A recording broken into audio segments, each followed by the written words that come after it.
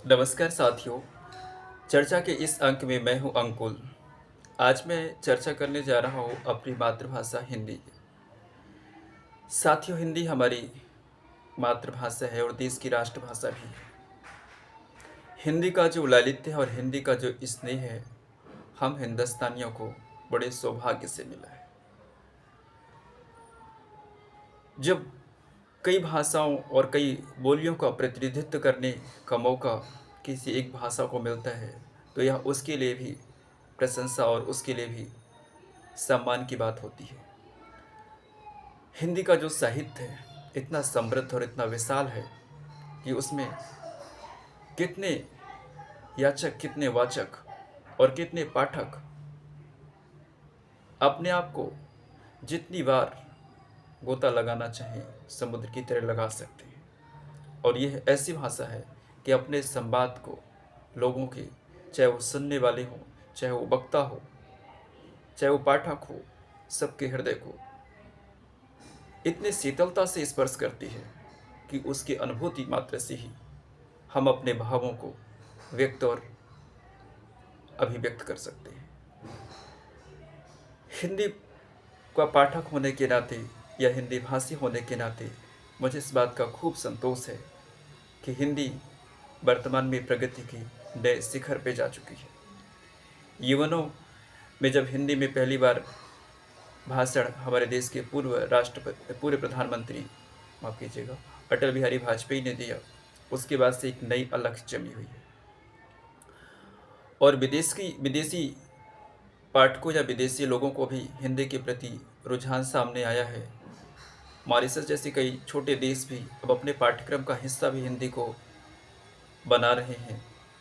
और वर्तमान के प्रधानमंत्री की एक पहल कि हिंदी को पाठ्यक्रम और उसके साथ साथ मेडिकल और इंजीनियरिंग की पढ़ाई भी अब हिंदी में हो, इससे एक और भी हिंदी के विकास और उसके विश्वास की एक नई क्रांति जगी है, लोगों में एक नई आस्था जगी है।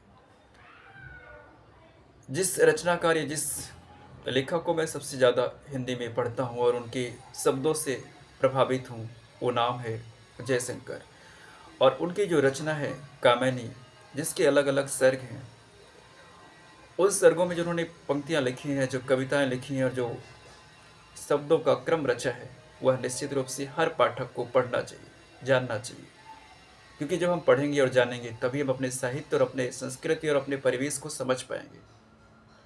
वरना डिजिटल स्क्रीन की इस दुनिया में हमेशा डेकोरेशन और आर्टिफिशियल एडिटिंग का शिकार होते रहेंगे। कुछ पंक्तियां जो मैंने चुनी है, आपको मैं जो सुनाना चाहूँगा। यदि आपको ये पसंद आए तो जरूर लाइक कीजिएगा।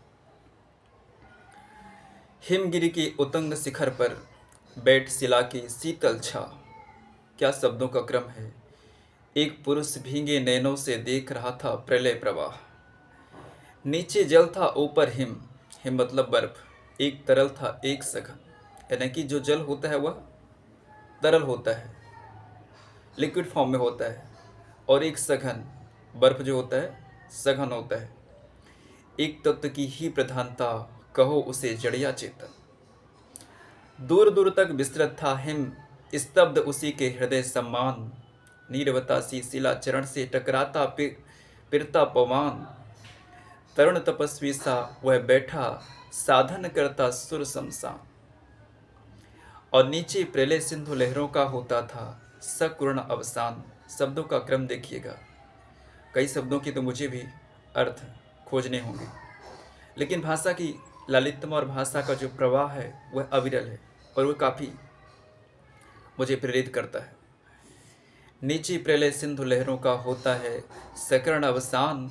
उसी तपस्वी से लंबे थे देवदारू दो चार खड़े। हुए हिम धवल जैसे पत्थर पर बनकर ठिठुर रहे अड़े। अवयव की दृढ़ मांसपेशियां ऊर्जस्वित था वीर्य अपार। स्फीत सिराएं स्वस्थ रक्त का होता था जिनमें संचार। और आगे लिखा है कि चिंता कातर बदन हो रहा पौरुष जिसमें ओत प्रोत। उधर उपेक्षा में यौवन का बहता भीतर मधुमय स्रोत। बंधी महावट से नौका थी, सूखे में अब पड़ी रही। उतर चला था वह जुलप्लावन, और निकलने लगी मही। निकल रही थी मर्म वेदना, करुणा निकल कहानी सी। वहाँ अकेले प्रकृति सुन रही, हस्ती सी पहचानी सी। कितने अच्छे भाव है जयशंकर प्रसाद के।